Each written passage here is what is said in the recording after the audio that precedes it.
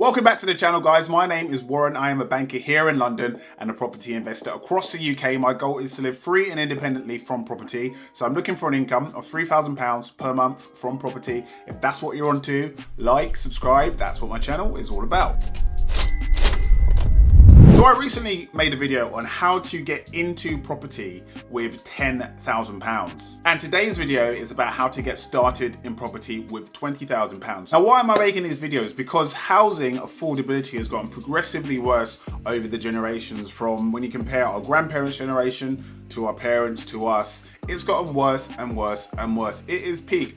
Houses are more expensive now than they've ever been. Right now, the average price for a property in London, where I live, is £532,000. Now, have you got 10%, 53 grand saved up, ready to pay as a deposit for those properties? Affordability is what's killing people's ability to get onto the housing market, guys. And that counts too if you're investing in property. So we need alternative ways to get started in property with lower amounts of money, because most people, let's face it, don't have £50,000. So today, let's look at some ways that you can get onto the property ladder, involved in property investing with £20,000. So first up, guys, is a wild card that I'm going to give you. That is garages and parking spaces, right? So these are types of land assets like property. They're just a different type. And the reason why I'm putting these in the mix straight away is because in a lot of cities, especially, parking is at a premium. Where I live right now in my development, there are not enough parking spaces to go around the amount of residents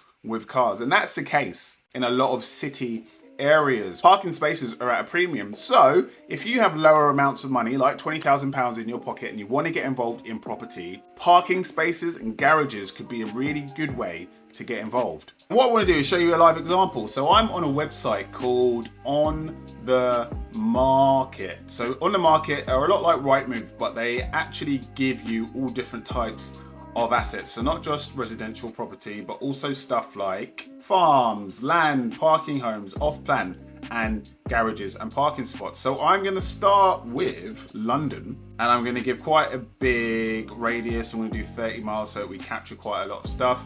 And let's set our price. We said within £20,000, and let's see what we come back with. So we have 10 results, and let's have a look at a map view. So not so many options in the heart of London, but if we go slightly out, there we go towards Croydon and Caterham.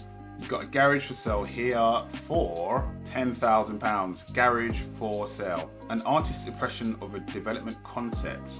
Okay, I'm not sure if this is an actual garage for sale or whether it's something that's being built. Let's look at some other options, because I'm not sure if that actually exists yet, or whether it's a potential garage that can. Okay, look, so they're selling the land, but there isn't a garage actually there. So let's have a look at another option. Let's go towards Kent in Erith. £1,000 for a garage. I mean, that basically looks like a cardboard box. Not much of a garage, is it? Okay, let's look at some other options. Orpington. Okay, there we go. This looks more promising. We've got a garage for sale in Orpington. Looks in decent condition. It's fairly new inside. Enough room for a car or just storage, as these people have got right now. Got a bit of a tag on the outside. Could easily paint over that. Not a problem. Looks like it's down some kind of lane and near to a residential area. So you can get a garage for £18,000 on the outskirts of London as you go towards Kent. Let's have a quick look at what you could actually get in rent for a garage in that area. So we're on Gumtree. I find Gumtree quite useful for stuff like garages and alternative assets. So let's see what a standard garage gets you in Orpington in terms of rent. Now let's have a look. Is there a map view that we can take? So if we do within 1 mile of Orpington and see what comes back. Okay, here we go. We've got 2 options. Storage space, rent and shed in Orpington. So that is, let's have a look at what this looks like and see if it's comparable. Let's also have a look at this one just below. So this looks more like a shed that somebody's offering out for storage space. And if we just look at the description, so it's listed on Stashby, which seems to be some kind of website. Don't know if you guys have heard of it. An owner owns it and they offer it up to people who want to stash stuff. Doesn't sound dodgy at all. Let's have a look at this one in Chislehurst. So this one's up a lane, and you've got, okay, so this is more comparable, I think. It's within a mile, And these garages are actually comparable in terms of how they look. I guess the amount of storage that you'll get in one of these also. So what we're saying, £331 per month. That's actually pretty decent. And then let's do some quick maths to get an idea of what that yield will be. So £331 per month times 12. That is 3,000, just under £4,000 per month. Then divide that by the price. So we saw that other shed for £18,000, 22%. Have I got that right? £18,000, definitely £18,000. I'm gonna check my maths one more time. £331 per month times 12. So that is £3,972 per year. £3,972 per year. Divide that by the price of the shed, which is £18,000, 22% yield. That's actually surprised me, guys. That's really good in terms of a yield on a asset for under 20k. I mean, it's making me actually think about maybe at some point in the future getting a shed in Orpington. Interesting. So that's just one example around London, just outside of London. I mean, you can go all over the UK. You can probably get much cheaper ones as you go further up north. As you guys know, I like to invest up north. So I'd imagine garages up there would be cheaper and maybe even better yields than that. Of course, that 22% assumes that you have somebody renting out your shed for 12 months of the year, which might not necessarily be the case. I don't know how tenancies, or whether there's an equivalent of tenancy agreements with sheds, whether it's just a handshake, verbal agreement, they set up a direct debit and you get your money until further notice, until they say, I'm done, until they say thanks, I don't need this anymore.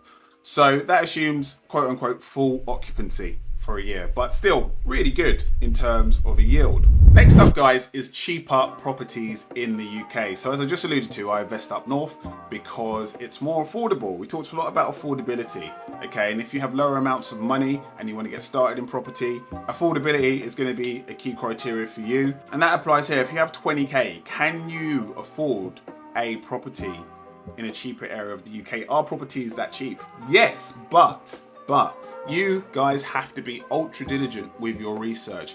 Research is going to be the key here, because you can get properties for £1 at some auctions, but there's always going to be a reason why properties are that cheap, okay? There might be issues structurally, with the lease, legally, with the title, etc, etc. Nothing comes for free, especially when it comes to property. But again, let's have a quick look. So if we use Rightmove, and let's set up a search radius of £10,000. We're looking in Yorkshire, by the way. And if we're talking about £20,000 and with investing, we're gonna put in 25%. We're really gonna need a property at £80,000 or less to be able to afford it. I'm not gonna put any minimum or maximum. I'm not gonna be fussy about the criteria. Let's just have a look at what comes up in Yorkshire. Wow, 3,000 results. Interesting. Let's have a map view. I didn't expect there to be this many results at that price, guys. So that's really interesting. Well, let's have a look at Manchester then, if we're not limited to Yorkshire. And I'm going to Manchester straight away because it's one of my favourite cities, guys. So let's get as close to the city centre as possible. What have they got? Okay, so these are actually parking spaces for 30 grand, 2 for 30 grand. So that relates to the first type of property that I just previously mentioned. 1 bedroom flat for sale, here we go, 70 grand. I'm surprising myself, guys, just in terms of what's available. Completely off of my radar. Okay, so this is being sold by auction. Now, there's usually, when it comes to auctions, they'll price properties at the low end to attract interest. So this property here almost certainly won't sell for £70,000, but they priced it at that level to drive interest, so they get plenty of bidders in the room. So let's look at another alternative property, because I feel like a lot of these around Manchester are going to be auctions. This one's in Salford, where I already have a buy-to-let. £80,000, Salford, 4-4. It's a university property, so this is a dorm in a uni. So if you want to invest in campus uni property, don't forget you're going to have voids during the year when these kids go back home and that. But £80,000 in Salford, Manchester, that's doable. Another auction, over 55s development. Okay, let's go somewhere else. That was interesting to see what's happening in Manchester. Leeds, York. Let's go to, oh, there we go. Yeah, I was going to say up to the northeast. That's where the bargains are. Stockton-on-Tees. Okay, I've been to Stockton-on-Tees, so I'm familiar. I know that there's a lot of bargain property up here, but you've got to be careful. So again, I'm just going to choose one at random. I'm not going to put too much science behind this. Let's see if we can get one for £70,000. 9 grand. Let's have a look at this one. 49 grand, Carlton Close, self-contained, first floor flat, potential for improvement, 1 bedroom plus a box room, leasehold. I'm figuring out why it's so cheap. 87 years left on the lease. So as you go further, I think 70 years on the lease is where it's either 80 or 70 amount of years left on the lease is where property starts to devalue quite rapidly, and you have to look at maybe extending the lease with the freeholder, but that can be expensive, and it gets very hard to remortgage or even sell it once you get below that. But you know, this is a good example, guys. This is a good example. 49 grand. So 15% of 49 grand, some quick maths, that's £12,500. Okay, so you're well within your 20 grand budget. You add fees, legal fees, stamp duty. Let's have a look at what stamp duty would be at 49,950. 1,500. Not bad. And then, you know, legal fees, probably another grand and a half on top of that. We're at 3 grand. Broker, finance fees, add another 500, £3,500 plus that 12,500. You're well within 20 grand, okay? But as I said, the reason why this one's particularly cheap is because there's 87 years left on the lease. And it might just be, and I said this earlier on, you have to be careful. This might be, I have no idea, but really, really bad area within Stockton-on-Tees. And that's why I say you got to do your research. You got to jump on forums, you got to do your Google searches, talk to people, other landlords in Stockton-on-Tees, find them in places like Property Tribes or anyone that you know. Just do some deep research and find out all you can about the area you're buying in, and also what it would take to extend a lease on a property like this. And just out of sheer curiosity, let me have a peek at some of the other property values in Stockton-on-Tees. I know they're cheap, but are they generally that low? 49,000, you've got 60 grand, 80 grand, 75, 65. Okay, so it really is an area of the UK where properties are that cheap. You can get properties near to the city centre and around it for 75 grand and below. So again, do your research, guys, but that is an option. Cheaper areas of the UK. And then lastly, guys, the last option is rent to rent. Now, what is rent to rent? Rent to rent is an option for people who have little money and they want to get started in property. So even below 20 grand, below 10 grand. The way that rent to rent works is that you approach a landlord who owns a property and you offer them a guaranteed rent per month for a period of anywhere up to 5 years. So you can say to them, hey, I've seen your property, I want to offer you X £100 per month for 5 years, no matter what. And then in return, what you agree with the landlords, they have to know that you're doing this, is that you're going to pay them that money, but you're actually going to use their property, you're going to manage it, you're going to find tenants, etc., for a high yielding strategy like serviced accommodation, so Airbnb, Booking.com, or even a HMO. And you keep the difference. So you pay them an agreed amount, and whatever you make over and above that from your Airbnb, your HMO, income per month, you keep the difference. And that's essentially how rent to rent works. And the reason why that's a good way to get into property with 20 grand or less is because you don't have to buy a property. You're getting control of someone else's property and using it for that. You're gonna have to pay money, probably, most likely, to do a light refurb or improvement to the house. So you might paint it, new floors, furnish it, especially if you're gonna use it for service accommodation. And that could quite easily add up to around about 5 grand, maybe slightly more. And you crack on. Now, of course, the risk is if you do not make money in a particular month or 4 months, you still need to pay the landlord, the owner, their guaranteed rent per month. So that is a risk that you take. And also it's hard. It's hard to find these properties in the first place. I gave it a go a few years ago and I got close, but you know, I just lost patience with it. And to be fair, I'm all about ownership of assets, but completely recognize that if you don't have those levels of money, you know, 30, 40, 50 grand to buy a buy to let, this is a really good option as long as you're willing to put the work in. So guys, that's how to get into property.